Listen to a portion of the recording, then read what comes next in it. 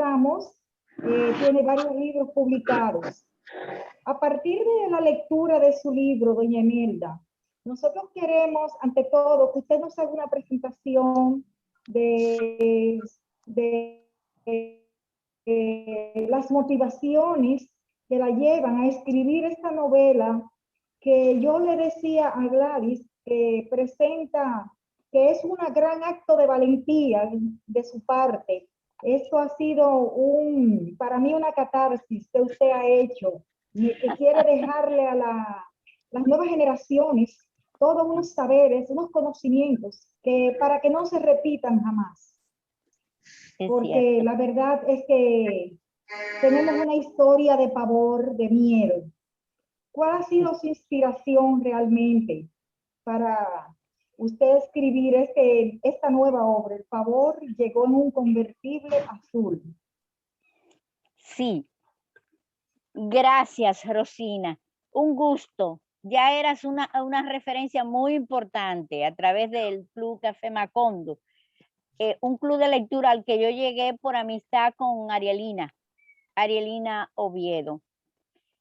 Mira, yo emergí a la literatura en los años 80 y mi primera obra publicada fue precisamente una novela breve como esta también.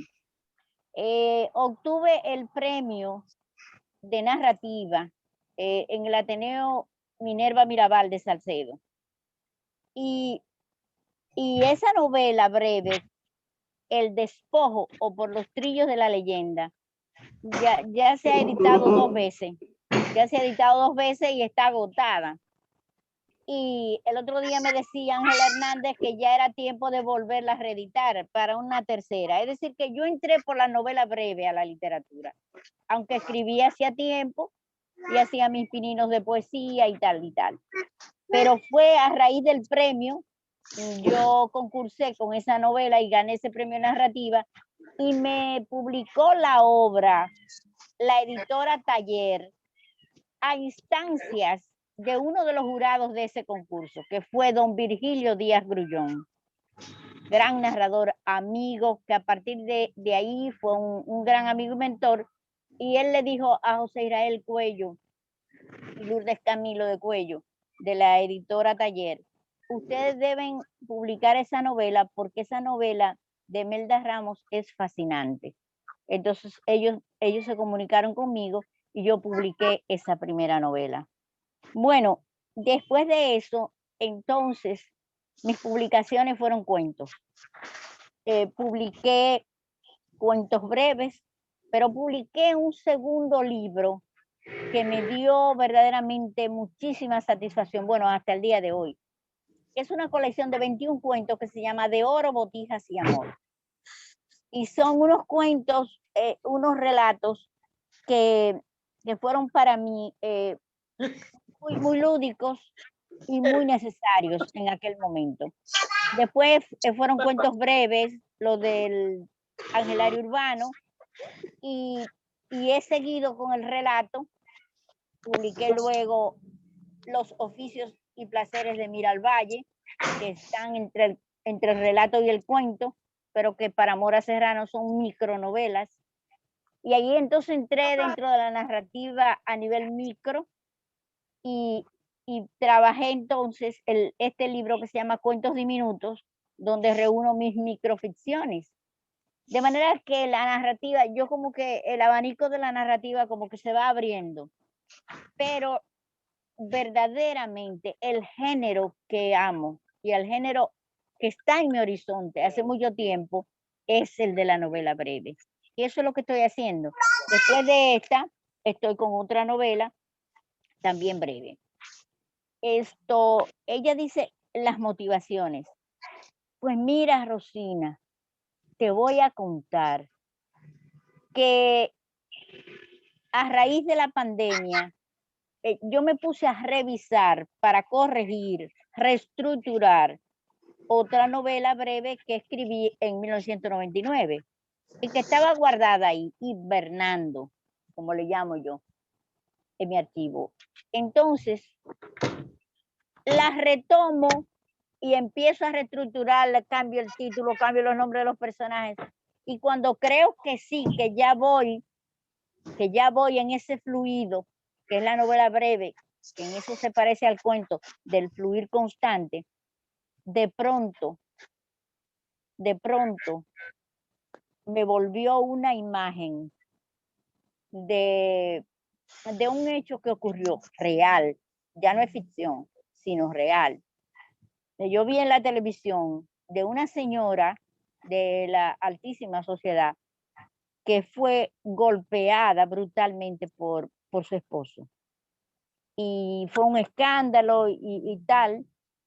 Y finalmente todos trataron de paliarlo todo y que ese señor, que no se hablara de eso, que no es un caballero, un gran empresario y tal, y ese escándalo se apagó. Pero lo que pasó fue que la imagen de esa señora maltratada, golpeada, hizo así, ¡zas! Y me entró en la mente, en la pantalla de mi mente. ¿Y qué ocurrió? Que ese fue el gatillazo que me llevó. En vez de seguir trabajando la otra novela, la del 99, yo me senté en la laptop y vacié esa memoria, vacié ese testimonio de vida, eso que yo había visto en mi infancia y que yo creía que ya eso estaba sepultado. Pero ante una imagen dicen que vale más que una imagen vale más que 1000 palabras, y yo lo creo. Si no veo esa imagen que me recuerda a aquella mujer maltratada, golpeada, una mujer, casi una niña, que llegó a mi mundo en ese convertible, yo no hubiera escrito esa novela, porque no hubiera salido de todas mis entrañas, de mis propias tripas, todo eso que estaba ahí. Que como dice ya Rosina, lectora muy aguzada, por cierto, dice que es una catarsis. Y bueno, como no soy psicóloga, yo le estoy creyendo a Rosina, le estoy dando todo el crédito. ¿Tú qué crees, Gladys? Bueno, yo coincido con Rosina.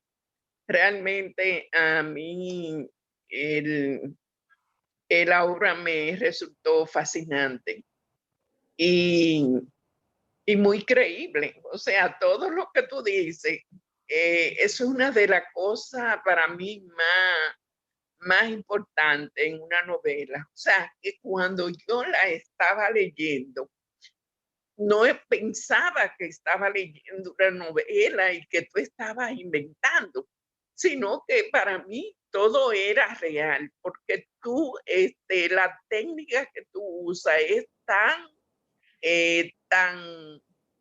especial que da esa sensación, esa verisimilitud que debe tener la narrativa.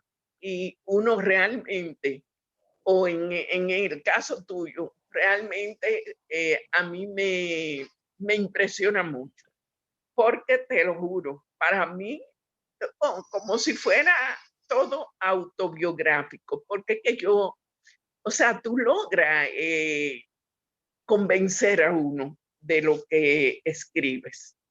Me encantó. Increíble, gracias. Gracias, Gladys. Esa novela suya atrapa a uno desde el título. El pavor llegó en un convertible azul.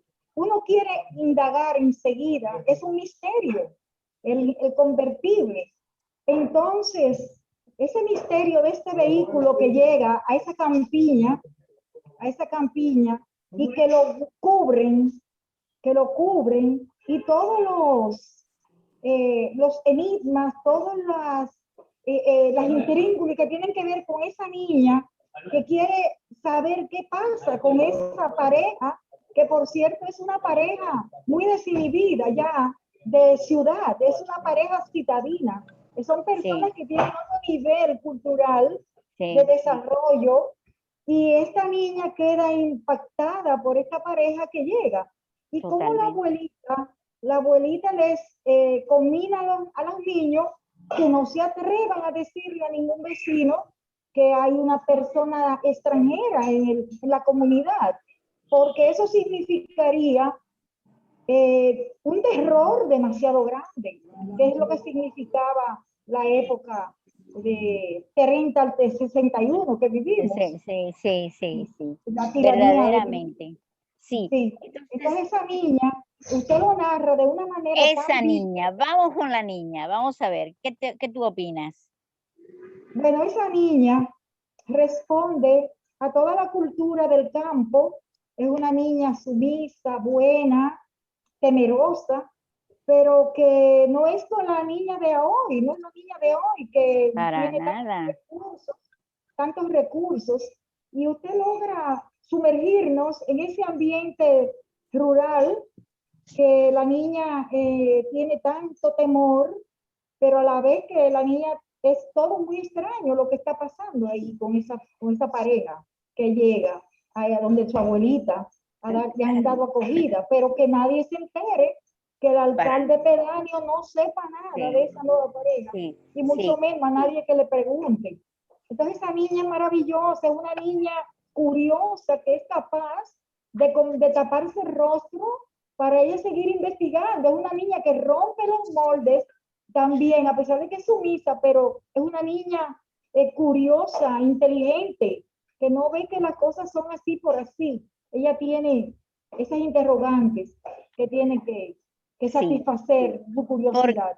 porque esta novela, a ver, no pierdan de vista, es una novela breve, pero tiene otra característica, que es una novela, lo que se tipifica como una novela de iniciación, de aprendizaje, de iniciación, de educación sentimental. O sea, es una novela que sirve el tema mismo y el ambiente, el entorno, sirve de pretexto para ir mostrando al lector cómo se va formando una niña, cómo sale de la niñez a la pubertad y de la pubertad a la adolescencia.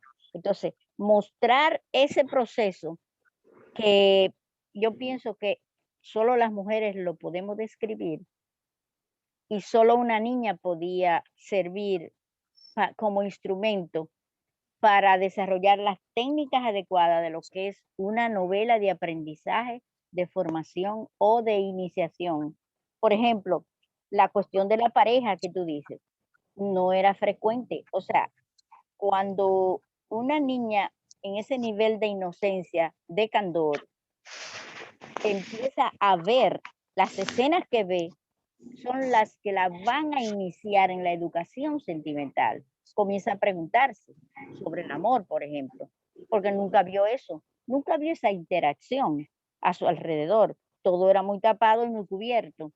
Entonces es eso, es descubrir el mundo a través de sus ojos de niña a puber y de puber adolescente. Y luego ya, como mujer madura, ser capaz de narrarlo, ser capaz de Y, narrarlo en ese y hay que continuum. a esa niña hay que ubicarla en ese interregno de los años 60, ¿no? Sí, De los años 60, 58, 60 68, y 62 son los tres golpes. y que también 58, esa educación 60. sentimental. Yo recuerdo que yo tenía una amiga que vivía en el campo y los amores eran que el papá se sentaba en el medio y la joven se sentaba en una mecedora y en otra mecedora.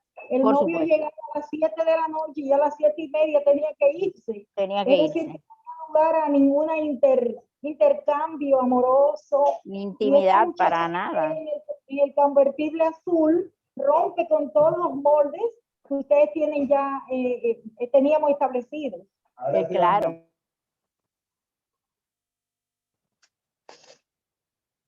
Este, pero yo diría, Milda, o sea, realmente tú, no hay nada tuyo que se involucren en la novela. O sea, porque como me impresionó tanto, entonces a mí se me ocurre que sí, que había algo. Es la eterna pregunta que se le hace a un novelista, o sea, ¿qué es autógrafo? ¿Qué es autobiografía? ¿Y qué es pura ficción? Pero te voy a advertir algo. A ver, Gladys. No todo, ni siquiera lo que es autográfico es totalmente autográfico. Porque lo que hace el narrador de ficción es, vamos a ver, fundir vivencias, recoger testimonios y superponer personajes. A veces un personaje tiene la característica de 3 personas en la realidad. A veces pueden ser 2 y hasta más. Muchas veces el narrador va por la calle y escucha los transeúntes conversando. Y un diálogo entre 2 muchachos o entre 2 adultos les revelan el primer puntal de una historia. Generalmente uno funde personajes. Por ejemplo, fíjate que yo digo, las primas, no le doy nombre nunca. O sea, las primas son personajes, vamos a ver, de bulto, pero juegan un papel importante, pero no tienen nombre. El grupo de las primas estaban en la edad del pavo, actuaban a sí mismos de manera instintiva, como actúan las muchachas, y más en aquella cultura epocal, con espontaneidad, lo que ellas expresaban, lo que ellas decían. Entonces, la niña protagonista es la más pequeña de todas. Ella lo dice, yo era la más chiquita, o sea, la que menos sabía. Y estaba inquieta y curiosa ante el mundo por conocer nombres y apellidos de todo, porque precisamente en esas edades es cuando los niños están más abiertos al aprendizaje, son más porosos y además son ambiciosos de saber el por qué, por eso preguntan tanto. Y en la época de Trujillo, en la dictadura, si había una cosa peligrosa, era un niño preguntándole a un adulto ciertas cosas. Entonces, todo eso, esa amalgama de cosas, es lo que te permite, a ver, voy a usar la palabra, camuflearte. Tú como voz narrante, como narrador, tú te camuflas en los personajes. A veces lo que dice un personaje es parte de lo que tú has pensado, pero también puede ser parte de lo que otro ha hecho o ha dicho. No necesariamente es en una línea recta que va todo, Gladys. Por supuesto que tiene que filtrarse, que claro, que tú impregnas con tu espiritualidad, con tu emocionalidad. Cuando tú vas construyendo esos personajes, tú gozas y sufres. Sí, Gozas y sufres porque hay de ti ahí, mucho. Y me llamó la atención, doña Imelda, el hecho de que usted vivió lo que fue cuando se fueron los Trujillos, el 18 de noviembre de 1961, que Sí. fue cuando Rodríguez Echavarría con el golpe de Estado. Ya, Usted lo sí. describe muy bien, toda esa época, que Eso fue lo una viví. época de gran pavor y de gran terror que vivimos los niños. Por ejemplo, yo le dije Sí.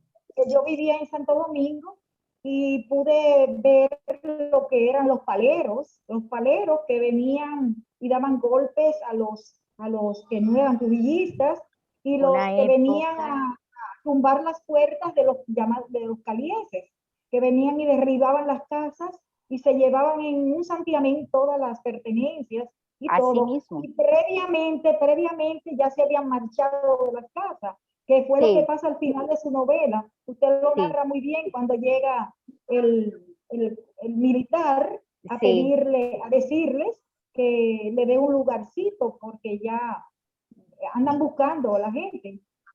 sí. Fue una época marcada por mucho terror, y no sé si usted vivía en Salcedo.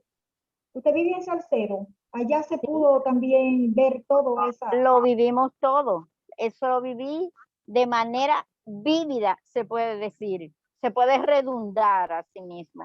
Y la etapa de el golpe de Chavarría, cuando ya uno pensó que si se van los Trujillo, libertad, libertad, y el pueblo cantando la libertad, pero es que todavía estábamos amenazados, porque es que había una conciencia, había una distorsión de la realidad, había una alienación colectiva de que después de Trujillo seguía su hijo.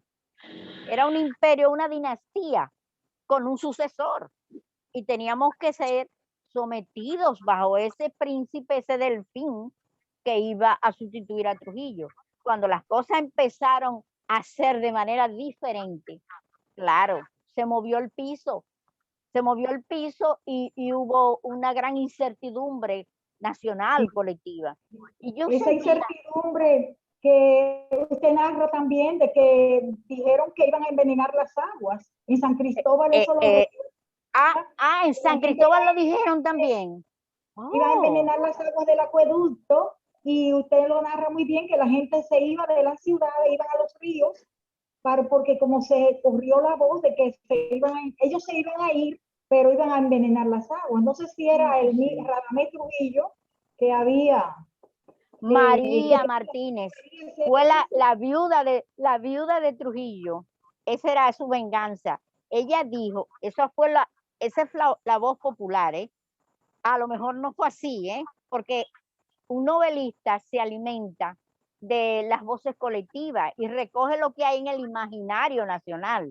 A lo mejor no fue así, pero todo el mundo daba por un hecho que María Martínez, viuda Trujillo, había dicho: estos paletos, estos burdos, estos brutos dominicanos, pata por el suelo, que Rafael fue que los hizo gente. Mira cómo le pagaron matándolo. Hay que matarlos a todos, pero claro, no podían eliminarlos a todos y había que hacer una lista.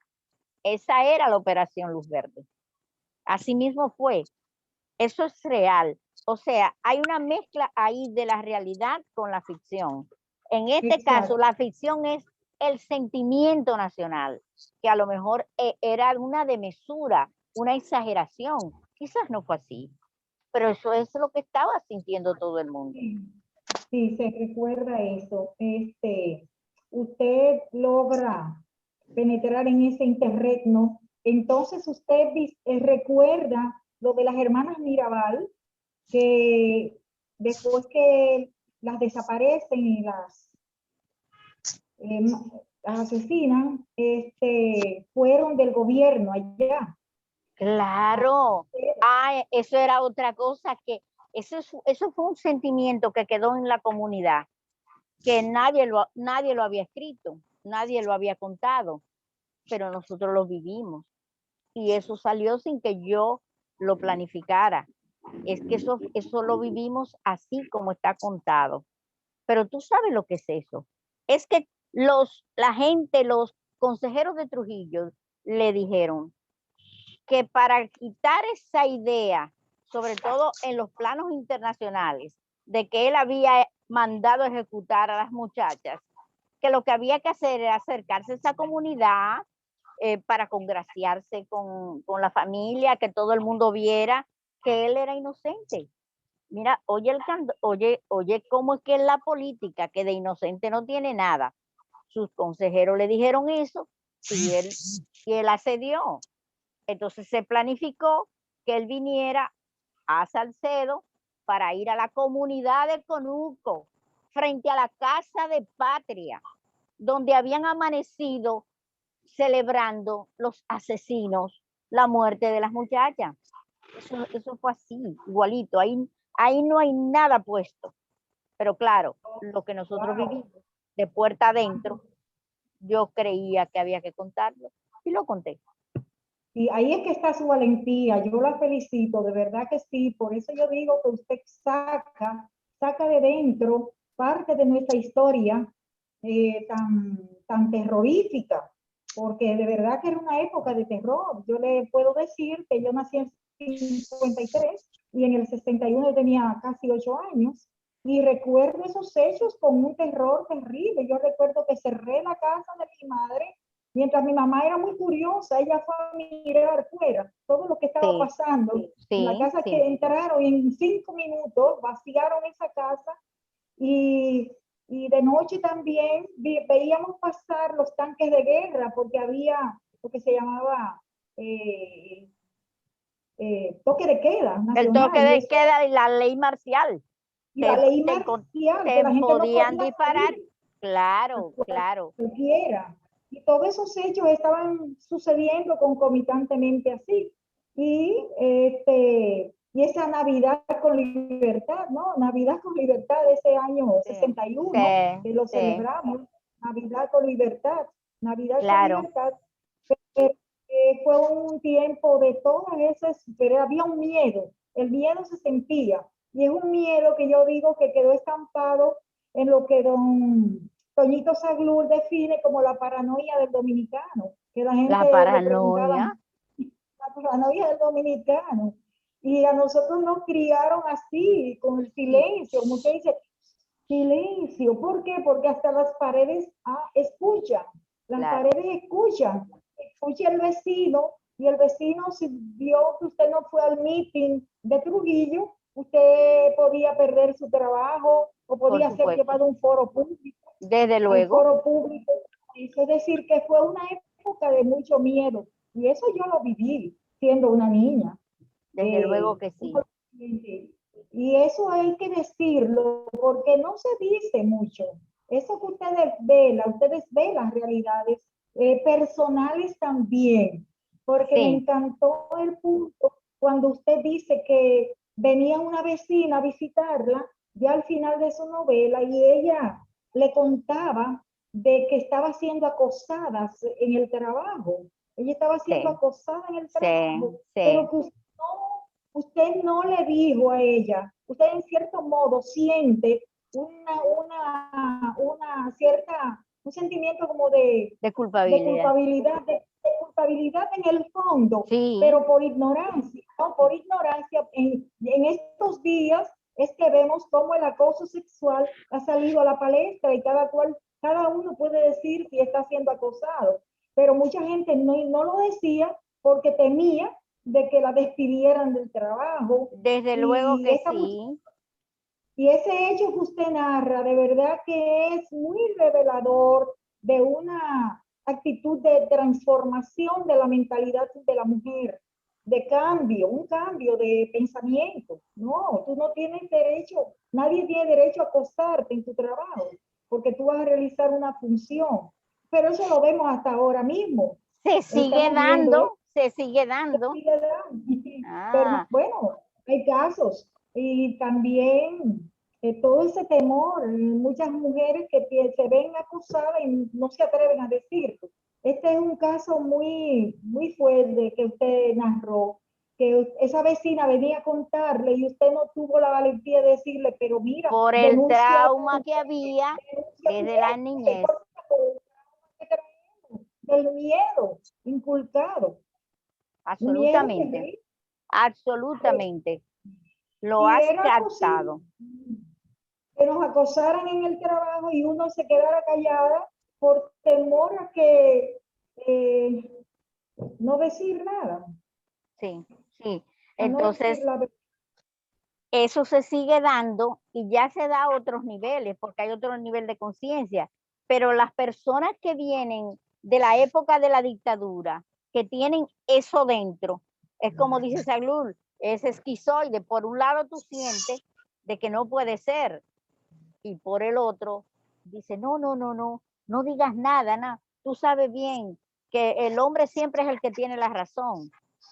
No vayas a perder tu trabajo, cállate, date Y, tranquila, olvídate de eso. Ah, pero es porque tenemos eso adentro. o Ese es sí, o trauma. si no, el hecho de que, no, tú eres la esposa, olvídate de eso, que las demás son de la calle, tú eres la esposa y eso es tuyo. Claro. Pero esos son paradigmas culturales que gracias a Dios están cambiando. Esos dramas profundos, en una novela breve hay que saber dosificarlo para no atosigar demasiado al lector. Entonces tú puedes ver la técnica, el uso del humor, del buen humor, de la ironía llevada hasta la desmesura. En todo momento, una de las maneras de ajustar cuentas con esa situación, con la dictadura y con lo que nos hizo a todas, es precisamente, esa una manera de uno resistir, contar, narrar, pero también en el caso de un escritor, de una escritora, es llevar la dictadura, mostrarla hasta su ridiculez, hasta lo más irrisorio, lo más ridículo, porque tiene su parte verdaderamente risible, esa exageración del poder y de llevarlo hasta sus últimas consecuencias y de llevar los tentáculos hasta el final. Fíjense como un alcalde pedáneo dice, no, eso no puede ser, que ande uno de los Trujillo en esta comunidad y que la autoridad, que soy yo, no lo sepa. No, a eso le cabe cárcel. O sea, era hasta lo más mínimo. Y porque un aerosol, un estuche de aerosol, un desodorante, explotó en un basurero, inmediatamente un vecino, un calié, bueno, va y lo denuncia, que ahí, esos que viven ahí, son enemigos de Trujillo y están fabricando bombas. Se han llevado hasta ridículos.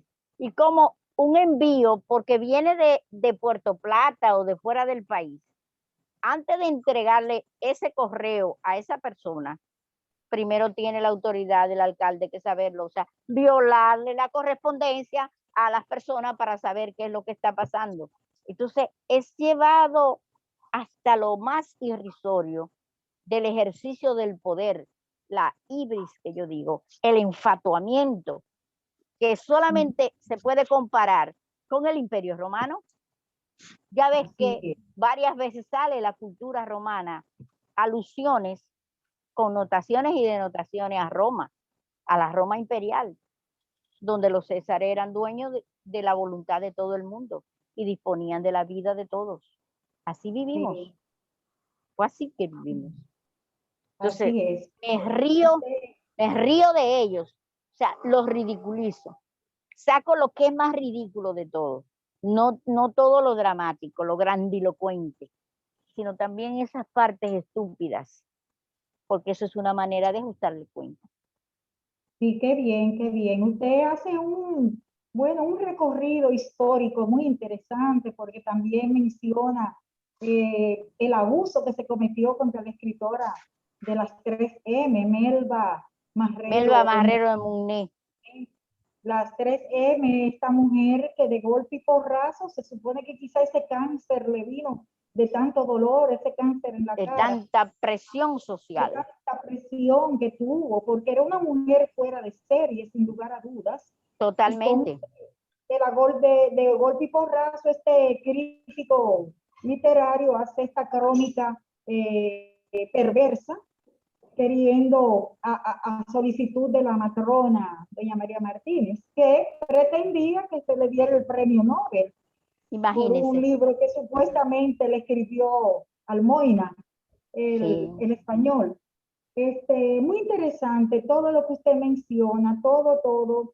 Y este libro, usted dice, no puedo irme de este mundo sin decirles cómo desde aquella prima noche en la que nunca había visto un convertible, se detuvo como un frenazo frente a la apacible casona de mi abuela y nada más con 3 golpes en la puerta todo ya cambió. Cambió todo, verdaderamente cambió.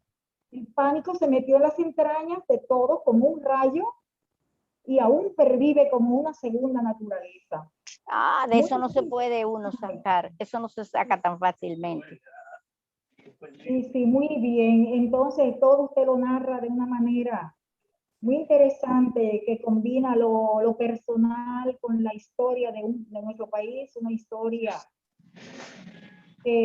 Gracias a Dios, nosotros no la hemos vivido, ese terror así, ¿no? De esos carritos, cepillitos que pasaban por las puertas de las casas, como usted dice, que parecían una cucarachita, y Sí, ahí entraban a cualquiera y lo metían ahí adentro.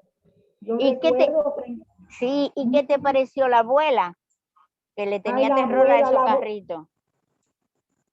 la abuela perdió la sonrisa, la alegría, la abuela enfermó ya, el carácter le cambió para siempre, porque ya era temerosa, ya tenía el temor, se había apoderado de ella, y ustedes sintieron que ya no era la misma persona. Ella enfermó, la abuelita.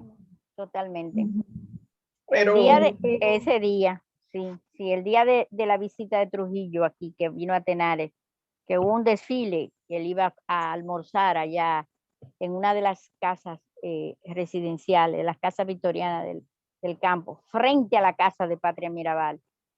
Ahí mismo le hicieron el banquete. Y sí, a la abuela le dio un principio de strong, ¿sí? Porque sí, ella decía, nos va a matar a todos, nos vamos a morir todos. Que era un sí, sí, poder, era una cosa impresionante. Ya esos últimos años, Trujillo era impresionante. Al principio, cuando la Guardia Nacional y la intervención norteamericana, todo lo que yo he leído, era un militar, pero no era un militar, era un militar anodino, que supo, ambicioso y supo trepar.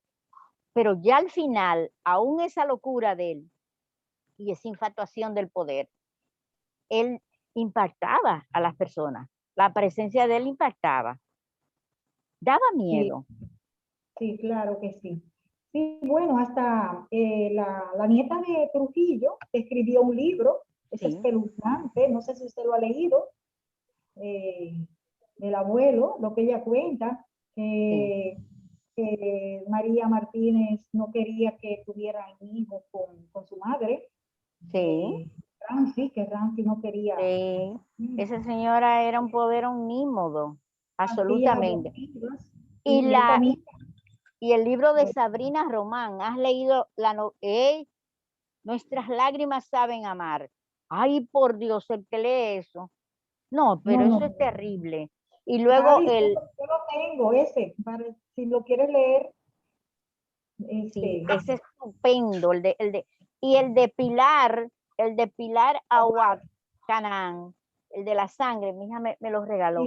Ay, Dios mío, eh, la Pilarcita es una cosa.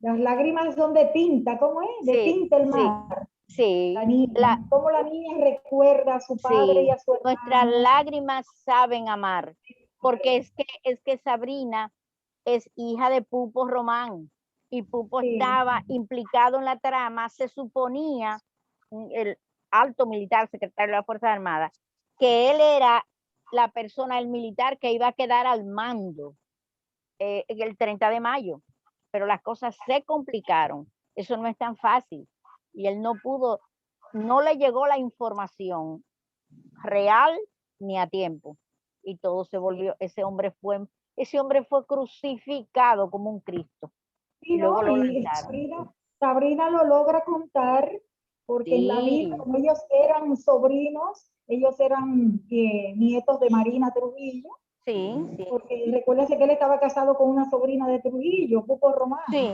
sí, estaba Pupo, casado con una sobrina de Trujillo, y ellos le iban, Ramsey dijo que se iban a ir hasta los mamandos, pero resulta que Petán salvó al hijo de Pupo.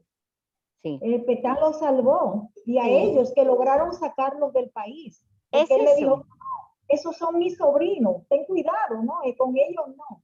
Por no. eso lo cuentan hoy. No, Y la historia nunca es lineal, ¿eh? No puede ser lineal. no, Juan Bosch decía que el buen narrador no necesariamente narra en línea recta, sino en zigzag. Ser capaz, pero es porque los seres humanos somos así también. Porque fíjate el caso, Marina Trujillo era la madrina y protectora de ese militar que viene a decirle a mi padre lo que estaba pasando, el allanamiento que van a hacer de la casa y todo. Mi padrino, Es que la vida es así, es así. Todo en la vida no es lineal, así mismo como usted dice. De golpe y porrazo, nosotros, mi familia, que vivíamos en San Cristóbal, caímos aquí en Santo Domingo, porque a mi papá le avisaron que se fuera cuando mataron a Trujillo. Es decir, que lo avisó yo ahí. Mira. Decir, también, sí, vivimos eso. Se vivió toda esa época, ¿no? Y es lo que no entiende la juventud cuando que fue, ya nosotros somos una generación que somos paranoicos, definitivamente, somos paranoicos. Sí, ciertamente. Yo soy paranoico. A mí me pasa una gente 3 veces por ahí y ya pienso que me andan buscando. Sí, sí. Y el temor del gancho de los dominicanos, que me van a tirar un gancho. Que sí, siempre bueno, andan... una canción ahí. Ah, no, yo no sé, ¿no? Eso. Ah, no, yo no sé, ¿no? Porque la gente aún, es más, usted va a un campo y pregunta, aquí vive fulanito de tal, y la gente se queda, fulanito de tal. No, yo no sé, y es familia de... No tengo conocimiento ni me doy cuenta. Esa es la respuesta de una vez. Federico Enrique Gratero dice eso.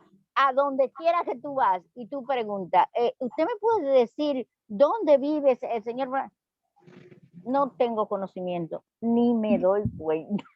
O sea, todavía lo remacha más, ni me doy cuenta.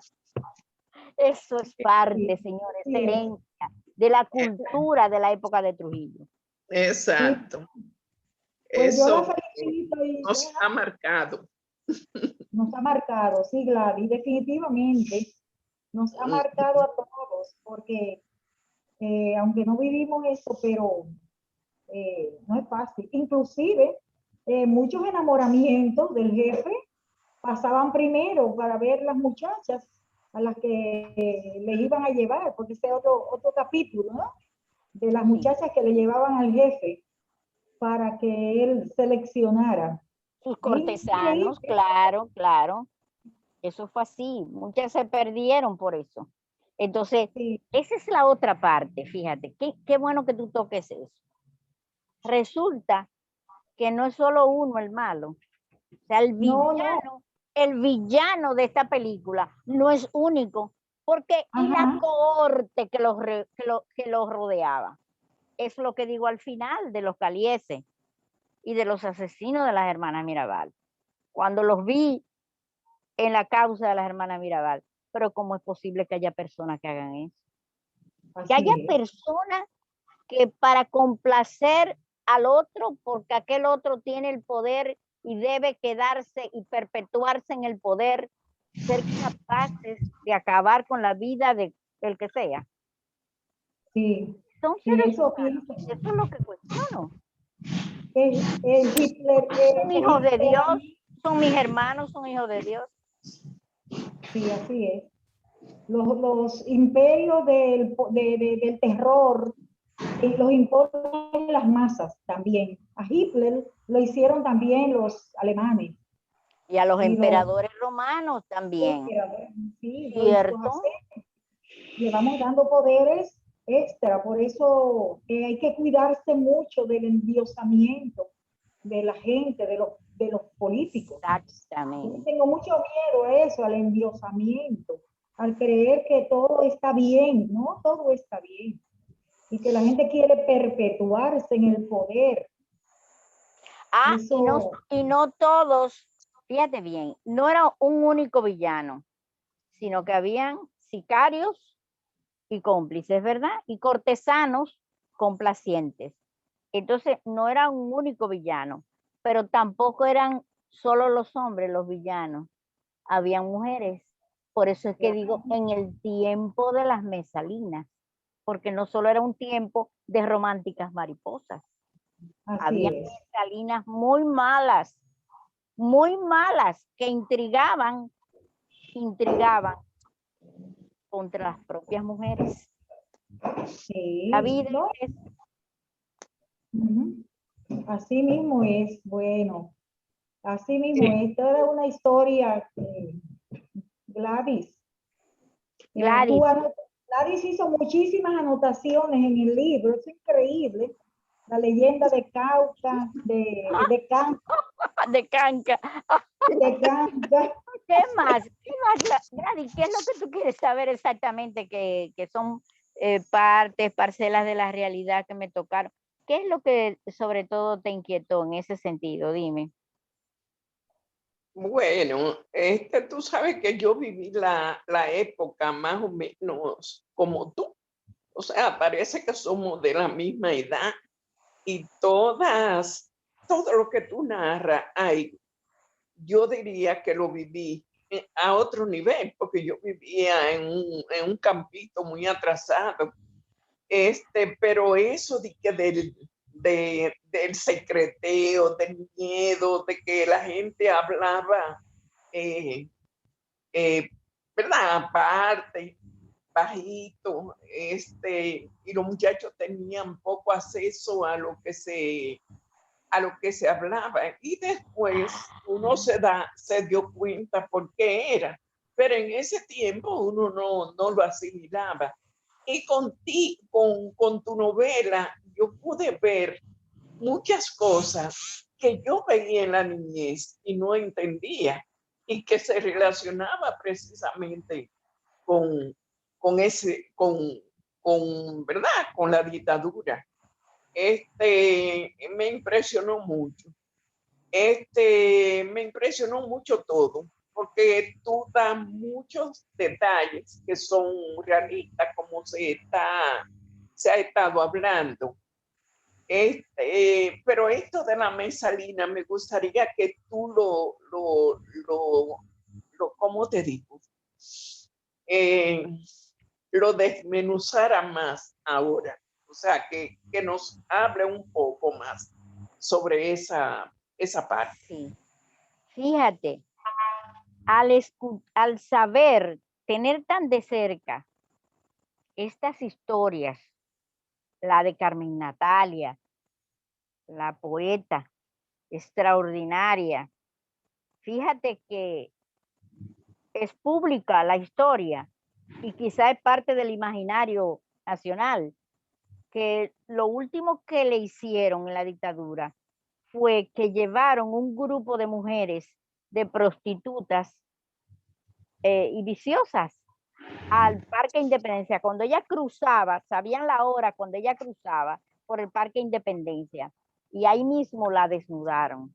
¿Tú sabías eso? Sí, fue la mayor vergüenza que ella vivió. Una muchacha de aquel nivel social y de aquellos principios morales. Una muchacha que eso se lo hicieron a pleno día. A pleno día le hicieron eso a Carmen Natalia. Había escuchado algo de eso, sí, de Carmen Natalia, ahí pero intervinieron mujeres. yo pensé que ella se había desnudado como protesta, pero no sabía que fue que la desnudaron. No, le pagaron a prostitutas para que le hicieran eso en pleno día en el Parque Independencia. Entonces, ahí intervienen mujeres que se venden por cualquier favor y le hacen eso a una mujer como Carmen Natalia. Entonces, el caso de Melba Marrero. Melba Marrero de Muné, en la cúspide de la sociedad, fue sometida a todo tipo de presiones. La cantidad de cosas que se oyen todavía en San Francisco de Macorís, donde yo trabajé solo como directora de biblioteca más de 20 años, de la biblioteca de la Universidad Nordestana. Y ahí tú escuchas cualquier cantidad de deformaciones, de desdibujamiento de lo que fue esa figura. Melba Marrero de Muné, sobresaliente en todos los sentidos, en todos los sentidos. Una vez, Trujillo dijo que iba para la casa de la poetisa esa de Macorís. Anunció su visita oficial. Ella preparó un banquete, imagínate, en aquella casa y aquellos jardines. ¿Y qué ocurrió? Que cuando llegó Trujillo, alguien dijo, en la comitiva de la gente, ay, pero este sitio, pero nosotros creíamos que era más grande, pero este sitio es muy pequeño para una comida con el jefe. Y esa voz se escurrió ay, sí, esto es muy pequeño, pero esto es muy estrecho. Porque sabes que esas casas antiguas de esa época no eran grandes espacios, sino que la sala, ¿verdad? Había una sala de recibo, había una sala de estar, un comedor, había una terraza. Imagínate una de esas casas de gasto, porque ese era el estilo de los años 50. Ella trajo un diseño de inspiración morisca muy bello para sus jardines. Y solo por ese comentario que se esparció en el grupo que acompañaba a Trujillo. Ah, sí, sí, sí. No, esto es muy estrecho. ¿Y aquí el jefe va a comer? Dijeron, no, vámonos al Club Esperanza. Cuando esa señora oyó eso, vámonos todos a almorzar, que trasladen la comida, se puede llevar esta comida al Club Esperanza. Y digo yo, un momento, esta comida no sale de aquí. No, señor. Este banquete fue preparado. Si no es digno, vayan a donde ustedes pueden encontrar comida. Y ella no entregó la comida. Ya no. Entonces son actitudes de una dignidad, ¿me entiendes? Que corresponde a un modelo de mujer de ese tiempo. Hoy no se vería eso, pero en esa época, la dignidad y el orgullo de ella como persona, como dueña de la casa, que ha sido vejada. Primero la buscan, que le ordenan que hay que hacer una comida para el jefe, y luego llegan y desprecian la casa porque el espacio es muy pequeño. Entonces, esas son cosas que el amor propio de ella no se lo permitía. Entonces, una mujer de una dignidad tan fuerte como ella, fíjate hasta dónde la llevaron. Por supuesto que ese cáncer en la nariz que la deformó tiene que ver con las presiones a las que ella fue sometida. Y el caso de Pilar Aguad, el caso de Pilar Pereyó de Aguad Canaán, es una cosa que nos toca mucho porque su esposo vivieron aquí y todo, y tienen familia aquí en Salcedo. Entonces, todo eso te hace ver de mujeres en los escenarios donde se dan estas situaciones, estos dramas sociales y políticos, pero también intervienen mujeres. Entonces, no eran blancas palomas. No eran blancas palomas, Gladys. Había también instalada una bajeza moral, una crisis de valores que también abarcaba a mujeres que se prestaban a eso. Muchísimas accedieron a lo que Minerva Mirabal no accedió. Entonces, no era un tiempo solo de mariposas románticas, hermosas, que inspiran. No, también habían mujeres terribles que fueron parte de aquello. Sí, la maleficencia y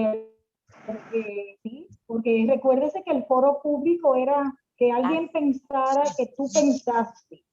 Claro. Es decir, no había derecho al disenso ni a nada. Y entonces esta muchacha, Melba Marrero, era una mujer de una belleza muy singular, una mujer muy civilizada y muy libre.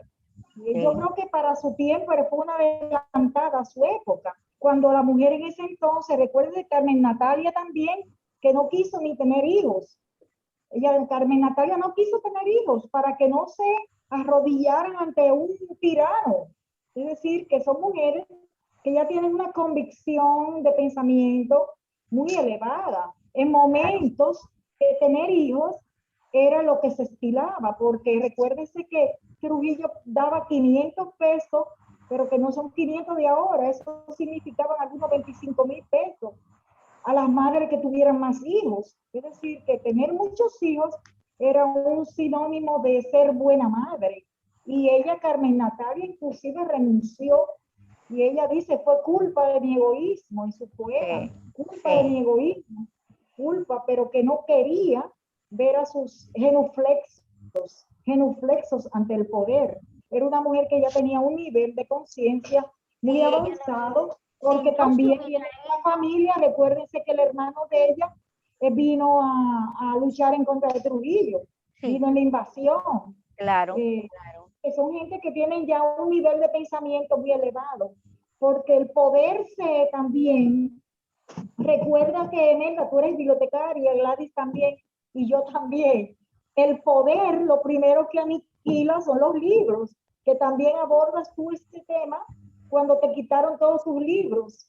Todos tus libros. Gladys, ¿qué te pareció ese pasaje de la nana? ¿Eh? De la nana allí.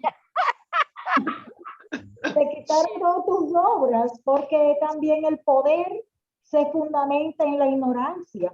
Y estas mujeres que tenían acceso al conocimiento, como Minerva, esa biblioteca que deja Minerva, Estaban Mirabal. bajo sospecha. Toda Yo mujer no que creo, pensara que yo no estaba creo que hubieran 5 bibliotecas en el país de mujeres como la de Minerva Mirabal, porque ay, ya tienen un nivel de conciencia muy elevado.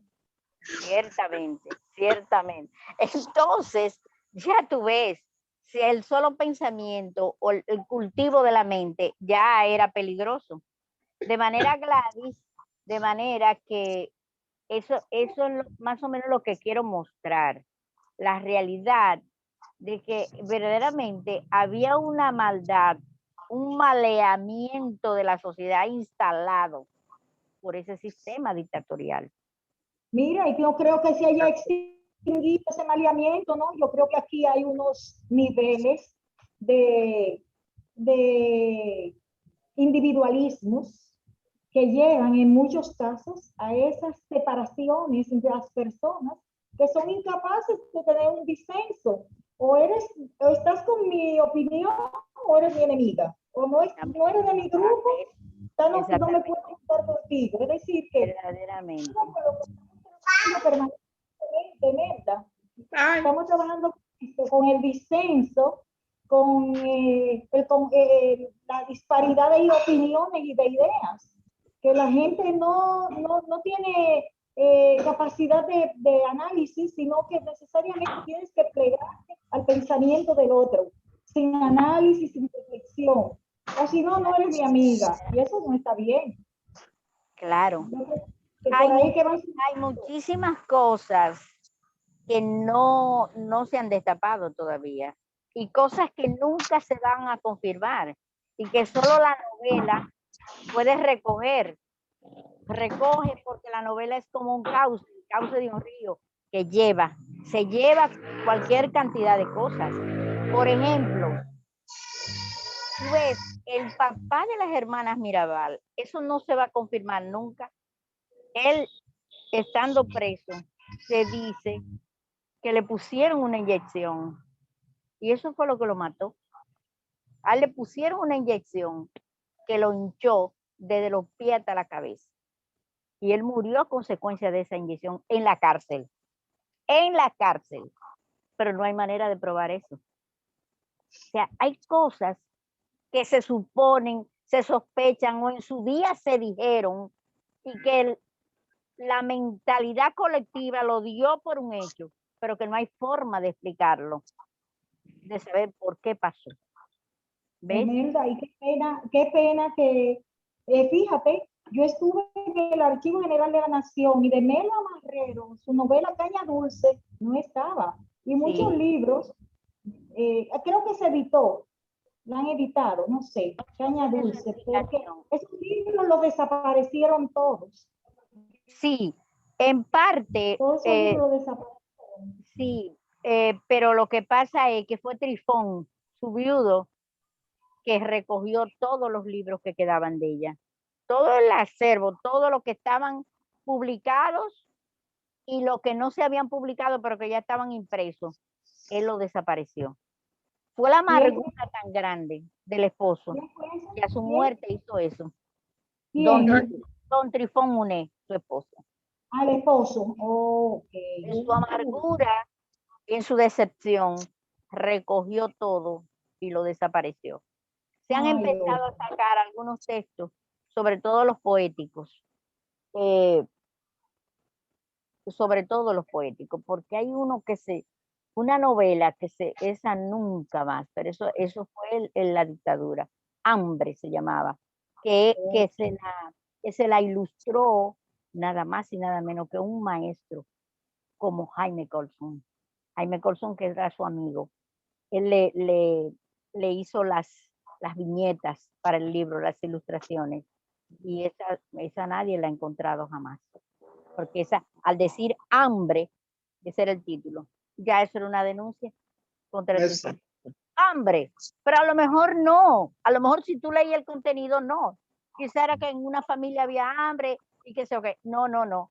Es que eran pobres o que sé yo qué. Pero ya los personeros de la dictadura entendían que un libro que se titulara Hambre, si salía al exterior, y ella publicaba generalmente en Barcelona y así, si salía al exterior lo que quería era una denuncia. Entonces hay muchas Bueno, cosas que no se saben todavía. Que no, Exacto. bueno, doña Imelda, yo la felicito de verdad y me encantaría que tengamos un café Macondo con su obra, que ojalá, todos lo lean. Y algunos dijeron que sí, que sería bueno, pero me parece muy interesante que se debata entre todos y que todos la conozcan. Yo lo voy a grabar y lo voy a pasar a ustedes y a los que los quieran compartir, si quieren fantástico, compartir para motivar la lectura. Y yo la felicito por su valiente novela, que es una síntesis autobiográfica histórica y que sin duda. también es la manera en que fuimos criadas. Usted lo muestra al dedillo. La niña tiene que hacer, seguir impasible los dictámenes, aunque usted rabiara mucho, pero sus libros se lo iban a desaparecer, porque eso era lo que había. Pues mira, más que, digo como Marcio de los Magiolos, más que novela de de historia, es más bien de la memoria, de la memoria. Yo sé, sí, que esa y cualquier otra siempre va a surgir de la fuente de la memoria y hacia la memoria va. La próxima también va a ser con la misma estructura. Tres Doña capítulos. Gladys, si quiere despedir la reunión, Gladys, decirle algunas palabras a Emelda para cerrar, porque el tiempo apremia. Sí, sí. Bueno, mis felicitaciones para Imelda y como tú dices, ojalá que en Macondo pudiéramos hacer un conversatorio como pero ya integrado el grupo, después de leer la obra. Creo que sería magnífico para todos por el tema que esta obra trata, que es bastante interesante, es luz sobre una época que no debe repetirse, que no se repetirá, pero es bueno que se sepa, que se hable de eso para que no quede en el olvido. Mis felicitaciones y yo espero que siga escribiendo y que siga haciendo cosas hermosas. Y gracias a ti, Rosina, por tu disposición y por estar por ser tan colaboradora. Fíjate cómo te animaste y han hecho un buen trabajo ustedes dos esta tarde. Yo, bueno, prácticamente no he participado, pero creo que ha sido maravillosa esta oportunidad, este conversatorio de ustedes. Adelante. Gracias a ti, mi amor, que me has hecho conocer a la maestra Emelda y me invita, me inspira a leerla, porque como dice la antigua, la pena que nuestros autores dominicanos no son muy leídos, se leen poco y tenemos tanta gente gloriosa que debe ser conocida y nuestra historia también debemos conocerla. Sí, sí. Ha sido un placer conocer la maestra Emelda. Le dejo las palabras a usted para despedir la tarde. Sí, este ha sido un triálogo hermosísimo de tres bibliotecarias. Eso ya es glorioso, ¿eh? Porque somos una clase de personas, somos de una estirpe bastante especial, los bibliotecarios. por nuestra proximidad con el libro y por el papel, el rol que tenemos entre el libro y el lector. Entonces, eso ya ha sido un privilegio para mí.